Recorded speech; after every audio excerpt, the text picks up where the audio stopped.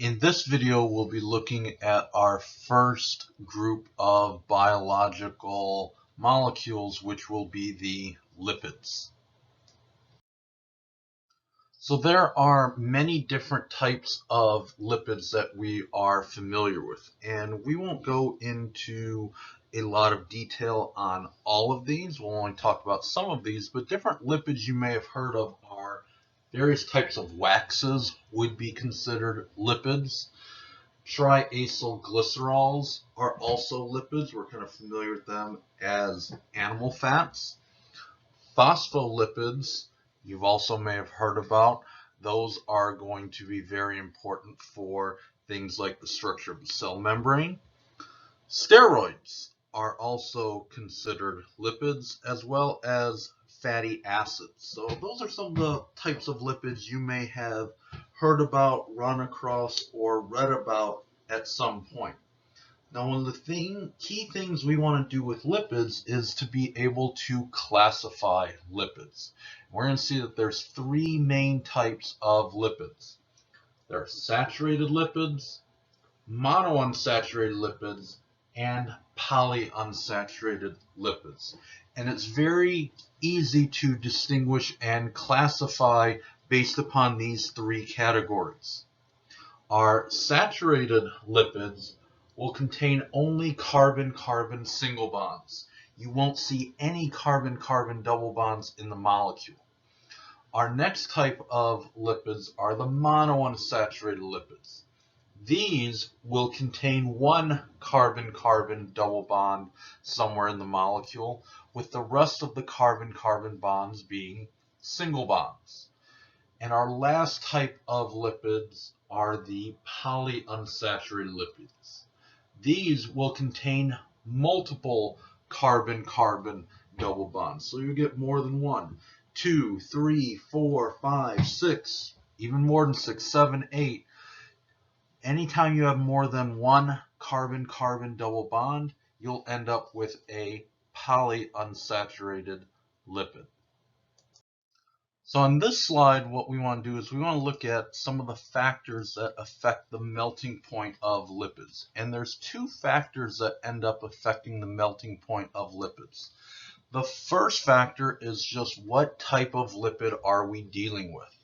Saturated fatty acids have the highest melting points. Unsaturated fatty acids have the lowest melting points. And this is the major factor affecting the melting point of a lipid, is it saturated or is it unsaturated? The table on the left kind of shows that this is the key major factor. On the top, you see all the different saturated fatty acids: lauric acid, messeric acid, palmitic acid, stearic acid. And see those large melting points, very high melting points. 44, 58, 63, 70, 77 degrees Celsius. These are all well above room temperature. These end up being solids at room temperature. Saturated fatty acids have these very high melting points. If we compare that to what you see at the bottom of this table, so at the bottom of the table, what we're looking at is we have various unsaturated fatty acids. And look at these much lower melting points. These are in degrees Celsius again. 1 degree Celsius, 16 degrees Celsius, -5, -11, -49. Notice how much lower, a lot lower, significantly lower these unsaturated fatty acid melting points are. And that's because that's the major factor that affects the melting point of these fatty acids, of these lipids. If you're saturated, you're going to have a very high melting point. If you're unsaturated, you're going to have a much lower melting point. That's the big factor. There is another factor in play as well, and that's the number of carbon atoms. The number of carbon atoms will also have a role in the melting point, but this is a much smaller role.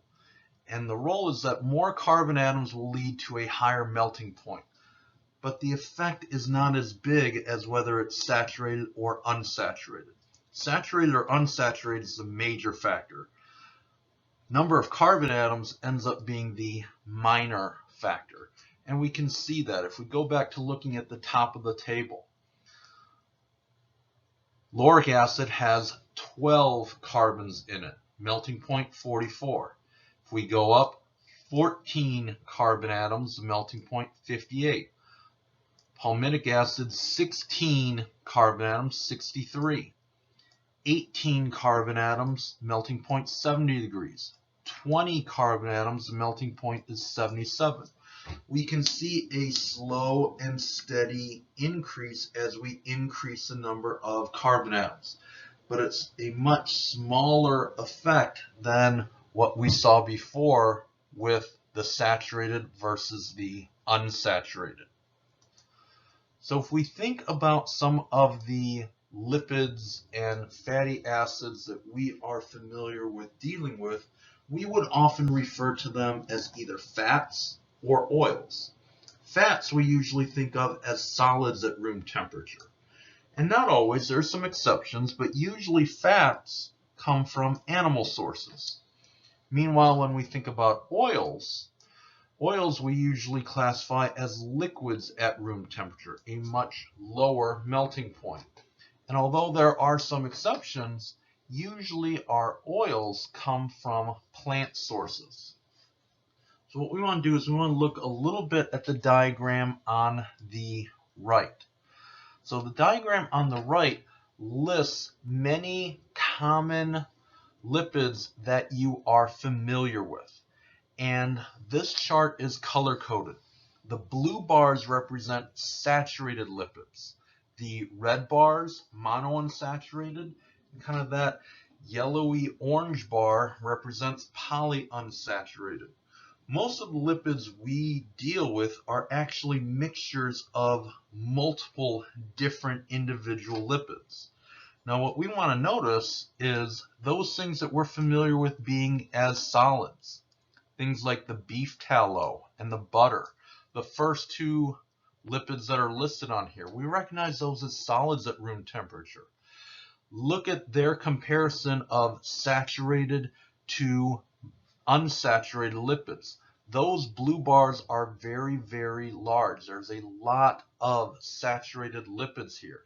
That's why those melting points are so high, and that's why they're often solids at room temperature.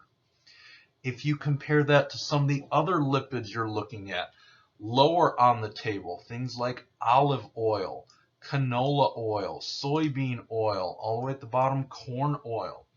Notice these liquid lipids that you're familiar with, they're still mixtures, but notice you only get a small amount of those saturated lipids in the kind of blue bars. You get much more of the polyunsaturated and monounsaturated in the yellow and the red bars. That's going to drastically lower the melting point of these. Because of all of those unsaturated lipids, these have much lower melting points. These end up being our liquids at room temperature. So you can kind of associate what we just talked about in terms of saturated and unsaturated by looking at some of the lipids that you are very familiar with and dealing with, those you run across every day. Beef tallow, butter, olive oil, corn oil. You can see those effects of the degree of saturation. How much saturated fatty acids do you have versus how much unsaturated fatty acids, and how that affects the physical properties of whether they are solids or liquids. Next thing we want to look at for our lipids are soaps, and not just the structure of soaps, but talking a little bit about how soaps work. And what soaps are long carbon chain carboxylic acid salts. So this will be a carboxylic acid salt, just like we talked about in the previous units, but these will have extremely long carbon chains. It may be 20 to 40 to 50 or 60 carbons long. These are incredibly long carbon chains. The carbon chains become so long that usually we don't write out all the individual carbons. Sometimes we kind of draw cartoon type drawings of these where we're not drawing the individual carbons. Instead, we represent that long carbon chain as this kind of long wavy line where we're not showing the individual carbons. We're just showing we have a very, very long carbon chain. So these soaps have very, very long carbon chains, but then at the end, they end in a carboxylic acid salt. Remember, we saw the structure of carboxylic acid salts last unit. So it's a carboxylic acid that's had the H plus removed, paired with a positive ion. In this case, it was paired with the sodium ion. And when we look at the structure of these soaps, we notice two different worlds. This very long carbon chain that we have is incredibly nonpolar. It's very much alkane-like. It's just a carbon chain. So the long tail is very, very nonpolar. But then, on the end of the molecule, that carboxylic acid salt, well, that's an ionic compound. That is very, very polar. So you have this mixture of two different worlds. And sometimes we kind of draw these in our cartoon-like diagrams where we're not showing any of the actual structure. We got this long, non-polar carbon tail. And then we just kind of represent that polar head group, again, in a very cartoon-like way at the very end. It's this mixture of having both polar and non-polar components. The very polar head along with the very non-polar tail that helps soaps actually do what soaps do. When we think about what soaps do, they're cleansing agents. They're able to get fat, grease, dirt, oil dissolved or rinsed off when just water won't cut it. And we're going to see it's this combination of that polar head and that non-polar tail that allows soaps to do what soaps do. So we want to look at how soaps actually function as cleansing agents. So what we want to imagine for this is imagine you've just had a big holiday dinner, a big holiday get-together. You have lots of pots and pans with all sorts of delicious foods that were baked on them, and it's time to clean up from that big holiday meal. Well, not all the pots and pans can fit in the dishwasher. So a lot of times at the holidays, you get a load in the dishwasher and then you have to finish it off by hand because there's just so many dishes. You've had friends, you've had family members over that you're actually washing some dishes by hand as well just to get it done and catch up. Well, if you've ever been in that experience, you've probably had to wash that pot or that pan that's had that caked on, baked on grease. And you know right away that just using water doesn't cut it. Why doesn't water cut it? Well, we know a little bit now why water doesn't cut it. Water is very, very polar. Meanwhile, that caked on, baked on grease is very, very nonpolar. We know polar and nonpolar don't mix. So how are you going to get that pot or the pan clean?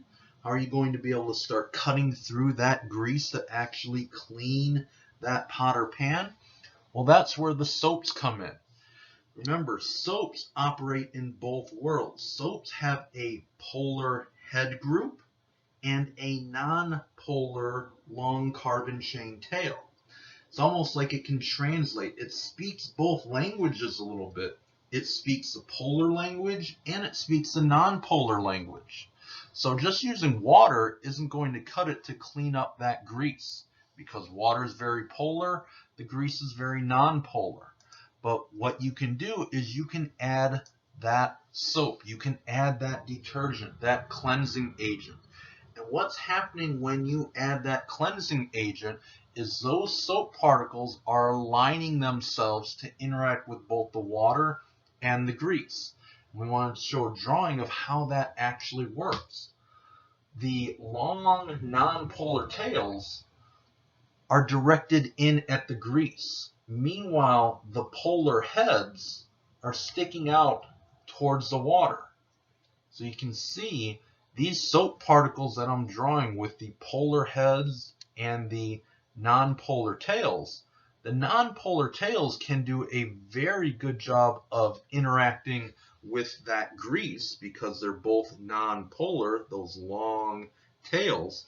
Meanwhile, these polar head groups can do a very good job interacting with the water, which is quite polar. It almost works as a translator. These soap particles speak both languages. They speak polar and they speak non-polar. The tails are very non-polar, can interact with the grease.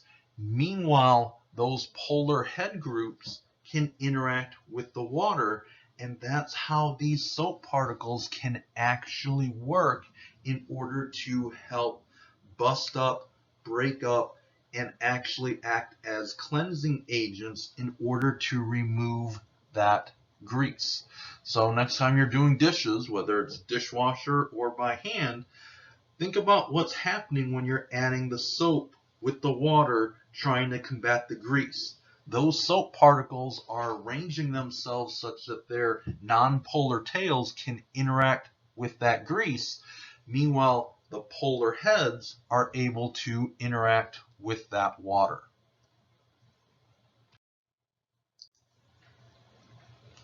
Next thing we want to look at in terms of our lipids is how lipids are very important to the structure of the cell membrane. What the cell membrane really is the cell membrane is a phospholipid bilayer. And we're going to see a diagram of what a phospholipid bilayer looks like, but first let's talk about what we're looking at for a phospholipid. When we think about a phospholipid, we can think about this as a very similar structure to what we just talked about for the soap molecules, but instead of it ending in a carboxylic acid salt, it's going to have a phosphate group instead of that carboxylic acid salt on the end. So when we think about this phospholipid, very, very similar to our soap particles. We're still going to have this very, very long non-polar tail. It's just that that polar group on the end is no longer going to be a carboxylic acid salt. Instead, it's going to be a phosphate group. Remember from way back several units ago what the phosphate group looks like, PO4 -3. Well, in order to have charge balance, we would still need some positive ions interacting with that phosphate group. And that's what the sodium ions represent. So when we think about this, very similar to what we saw for the soap particle, just a different polar head group. We can still represent them in the exact same way we have before in our cartoon level drawings, where we have this long non-polar tail and then this polar head group on the end. So we're still going to use that same basic cartoon level diagram to describe these phospholipids. And we're going to look at what's really happening in terms of the cell membrane. So here we have a diagram of what the cell membrane looks like. And we want to think about what is the job of the cell membrane. Well, the job of the cell membrane is to separate the inside of the cell from the outside of the cell. It's a very important job. If it doesn't exist, we wouldn't have a cell. Whatever's inside the cell would just spill out. The world inside the cell versus outside the cell has some similarities. It's both mainly water inside the cell and water outside the cell, but the contents of the cell, things like the nucleus, all the organelles, all that important machinery that goes into making a cell, Without that cell membrane, there'd be nothing to contain it. So the job of the cell membrane is to keep what's inside the cell, and what's outside the cell, outside the cell. It really needs to separate those two regions. And of course, we need to get things inside and outside of the cell, but we need to do it in a controlled manner. And that's why the cell membrane is so important. And the way the cell membrane is constructed, you can see we have our kind of cartoon level drawing of our lipids again. And we can look at these lipids that we have drawn. And what we're noticing is these are phospholipids. We say that the cell membrane is a phospholipid bilayer. Why do we say it's a bilayer? Well, it's a bilayer because of it's really kind of two layers. And I want to show you this idea of the two layers. It forms kind of two layers because of this alternating head to tail arrangement of these phospholipids. So if we start on the left, we start with a polar head group, and then we see the non-polar tail. Now we're going to flip the next phospholipid around such that the polar head group's on the bottom, and the non-polar tail then goes up. And then we're going to keep alternating in this head to tail arrangement. Next one, we'll have the head on top, then the tail. Then we're going to alternate again. The head on the bottom, and then the tail. We have this alternating head to tail arrangement of the phospholipids. That's the bilayer. That alternating. They're not laying in the same sequence. They're always alternating. Head to tail, head to tail, head to tail. If we kind of draw a smaller version of this in the upper right hand corner just to show that. One's going to go head to tail, then we're going to flip it around. Head, tail, head, tail, head, tail, head, tail, head, tail. And they're always going to alternate. That's the bilayer. And that's going to form a nice barrier between what's inside the cell and what's outside the cell. And when we think about what's outside the cell, there's lots of water. That's a very polar world. What's inside the cell? Lots of water. Also very polar. This bilayer that we created, this barrier that we made, well, it's very, very non-polar here in the middle. Look at where all these tails are. All of these tails of these phospholipids are very, very non-polar. We created a non-polar barrier between these two polar environments, from what's inside the cell versus what's outside the cell. Meanwhile, what do we still have available? Well, these head groups, pointing at the head groups with the purple arrow, we recognize those as quite polar. Well, these head groups that are quite polar, what can they interact? They can interact with all of the water that is both inside and outside of the cell. Meanwhile, all of these non-polar tails are in the middle creating that barrier.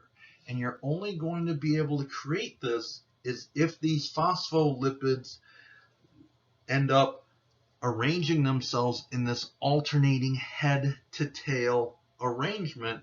That's what creates this very, very non-polar middle. Meanwhile, you still have polar head groups on each end.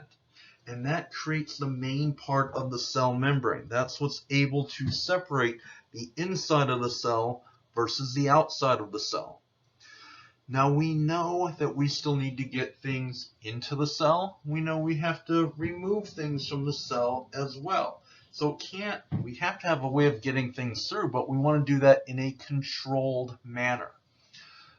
That's where embedded into this membrane at various places are various protein channels. You see one in blue and one in green. That's a way to very selectively and in a controlled way transport things into and out of the cell. I made these two protein channels different colors and slightly different sizes to, in a cartoon-like way, show that these protein channels are very specific.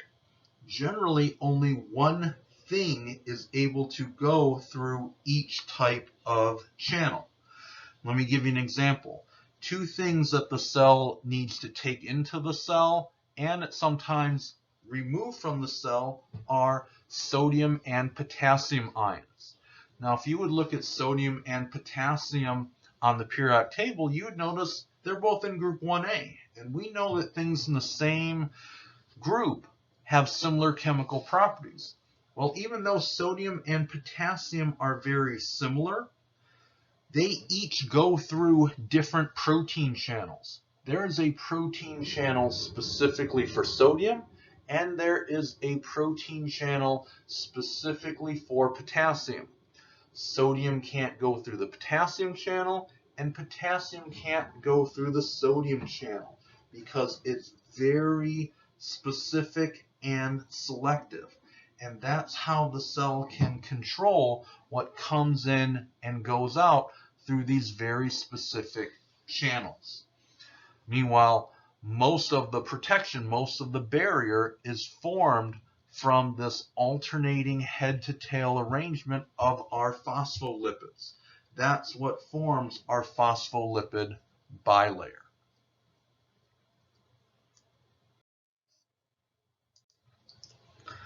The next thing we want to do is look at some reactions of lipids. And the key thing to remember about these reactions we're talking about is they're nothing new.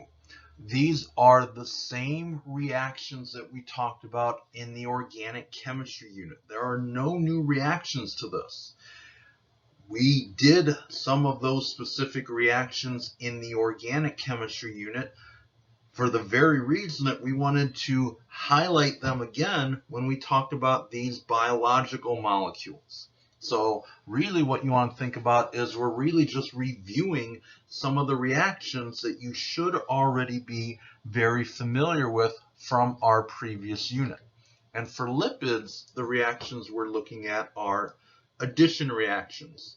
Now, why might we see addition reactions for our lipids? Well, remember that some lipids have a carbon-carbon double bond.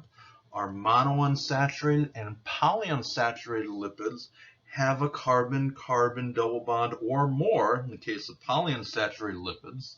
So biological molecules aren't special, they're not magic, they're going to behave very similarly to the organic molecules that we have talked about previously. If something has a carbon-carbon double bond, it doesn't matter if it's in a lipid or an alkene like we talked about in Unit 4, they're going to undergo the same type of reactions. The other type of reactions we're going to review as we're talking about the lipids are some of the ester reactions.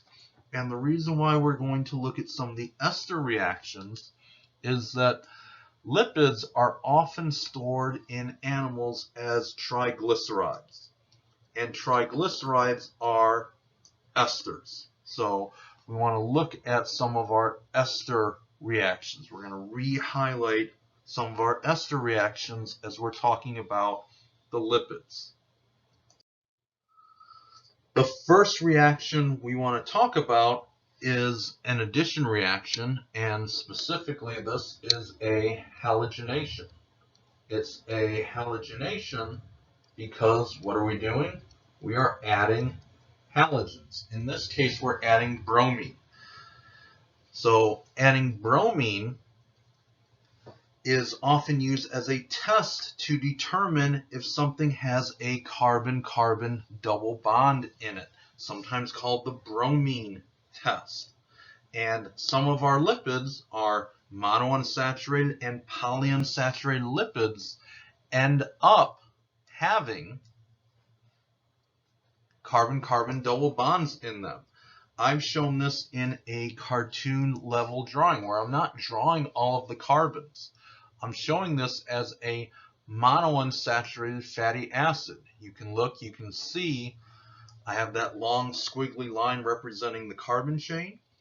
And just to show that I have a carbon-carbon double bond, I just put it right above the chain, in a very cartoon-like way. And that's how we deal with some of our biological molecules. Because they're so big, we're not always showing all of the carbon atoms. Sometimes we're showing it in a more cartoon-like way. Well, whether we're dealing with an alkene or a monounsaturated fatty acid, when you add bromine, what's going to happen? Well, you can get an addition reaction happening. And the same thing that ends up happening in the addition reactions we did in Unit 4, the organic chemistry unit, end up happening for biological molecules. What ends up happening? When you do an addition reaction, you're adding one thing to each of the carbons of the carbon-carbon double bond. In this case, we're adding 2 bromines. What's going to happen to the carbon-carbon double bond? It's going to become a carbon-carbon single bond. And then there are no changes in the rest of the molecule. So these reactions we're doing for the lipids are all things you've seen many, many times before. We just wanted to show you an example of it, that these organic reactions take place in biological molecules as well. Another reaction that we talked about this, also an addition reaction that we want to review, is a hydrogenation. And for this one, I'm showing a polyunsaturated lipid. I have multiple carbon-carbon double bonds here drawn in a cartoon-like manner. 1, 2, 3, 4 carbon-carbon double bonds. Now this one's a little bit different than what we saw for the organic molecules. For the organic molecules, we just had one carbon-carbon double bond, and it was a complete hydrogenation. This is a partial hydrogenation. And what happens is we control the temperature, we control the pressure of the hydrogen, the amount of time we allow it to react, such that we don't give it enough time for all of the carbon-carbon double bonds to react. We only give it enough time for some of the carbon-carbon double bonds to react. So you'll see some of the carbon-carbon double bonds will be hydrogenated in order to form carbon-carbon single bonds. So if I look, I started with 4 carbon-carbon double bonds at the top. I ended with 2 carbon-carbon double bonds at the bottom. So I hydrogenated 2. I let 2 of them react. 2 of them did not react. Now, this is a reaction that plays a role in a very common consumer product that you're used to. And the consumer product that you're familiar with is peanut butter.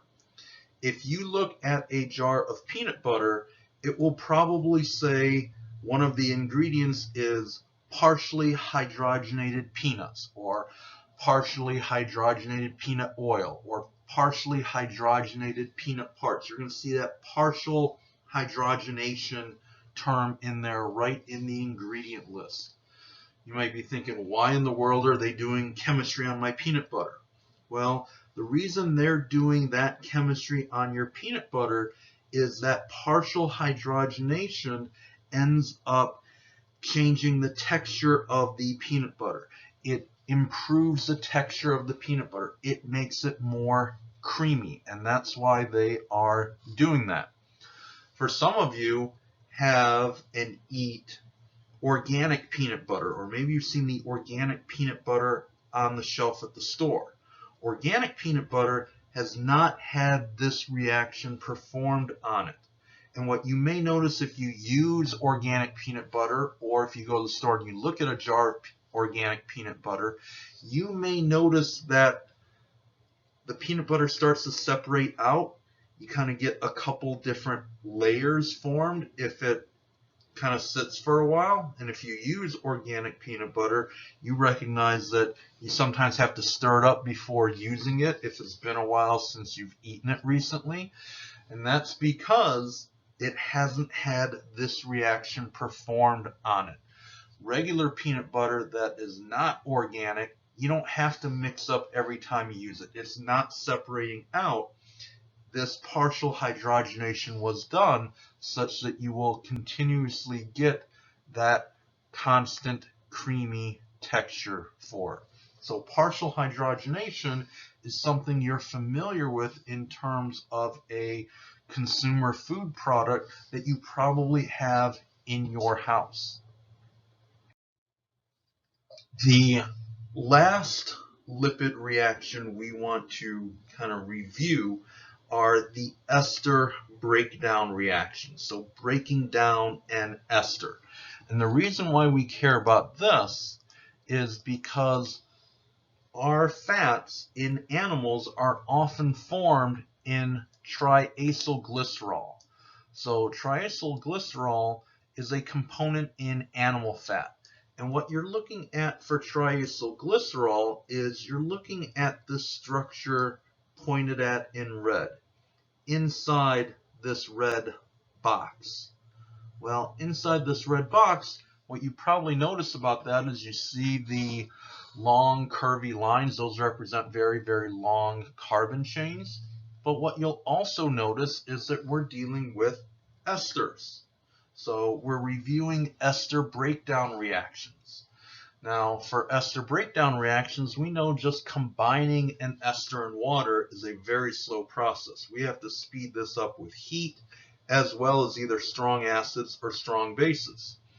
Well, just because this is now a biological molecule doesn't mean it's going to behave any differently than any of the other esters that we have talked about and dealt with. Remember, when you're dealing with an ester, there's always a key bond, and that key bond is between the C double bond O and the C single bond O. I'm showing it with this dashed purple line. But here, we just don't have one ester, we really have three esters. So those are the bonds that are going to get broken. And remember, when you break an ester, you're going to get two different things out of it. You're going to get alcohol and carboxylic acid, and you see that across the top. You see our top structures after we've almost taken molecular scissors and cut at that dashed purple line, making those three cuts. What are we going to have? We're going to have our alcohol, pointing at the alcohol with the blue arrow. Of course, there are really three esters, so we're going to have three OH groups in there. We're also going to have three carboxylic acids, but the carboxylic acids are separate. They're not going to be tied together the same way the alcohols are. So across the top, you see what's going to happen. We're going to get alcohol and carboxylic acids again. Here, our acid-base chemistry ends up being important. So across the top, you're seeing what happens in acid. Now, let's look across the bottom for what's happening in base. Remember, in base, you also have, whenever you have carboxylic acids or amines, you have those acid-base neutralization reactions. So if you do this in base, you're still going to make the same alcohol, that glycerol that we're pointing at in blue. But instead of making the carboxylic acids, what you're really making instead is you're making the carboxylic acid salts. So that's what you see in the bottom right. Instead of the carboxylic acid, what I'm pointing to in red, you're making the carboxylic acid salts.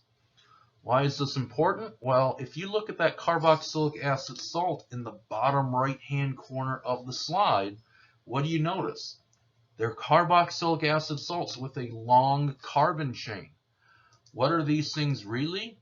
Well, these things are really soaps. Think back to earlier in this presentation. What are soaps? Soaps are carboxylic acid salts with a long carbon chain. So these function as soaps. And when we think back to earlier times, we generally don't make soaps this way anymore, although you still could. How did they make soaps back in the day? They would take animal fat. And animal fat has that triacylglycerol ester that we started with on the left-hand side of the screen. And what did they do to that animal fat? They would render it.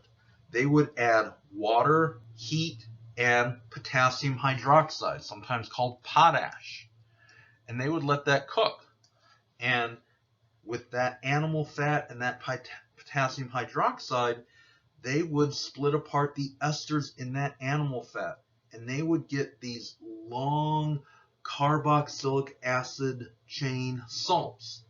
And that's how they would generate soaps. If you've also seen the movie Fight Club, you'd recognize that that's the process he used in terms of making the soaps. This is how soaps were made back in history, is you would take animal fat, which had those triacylglycerols in it, heat it up with strong bases, and you would get those soap particles, those long carbon chain carboxylic acid salts. So those salts ended up forming the basis for how those soaps were made. So again, this reaction we're looking at isn't anything new. You've seen this reaction before in the organic chemistry unit. Here, you're just seeing it in the context of biological molecules. Remember, if organic molecules can do a reaction, biological molecules can do that same sort of reaction. So we just wanted to highlight this specific reaction because it's kind of important for some things we talked about. Esters are how our fats, our lipids are stored as animals, and we also talked about soap. So I wanted to use this reaction as a tie-in between those using something we've previously talked about, this ester breakdown reaction.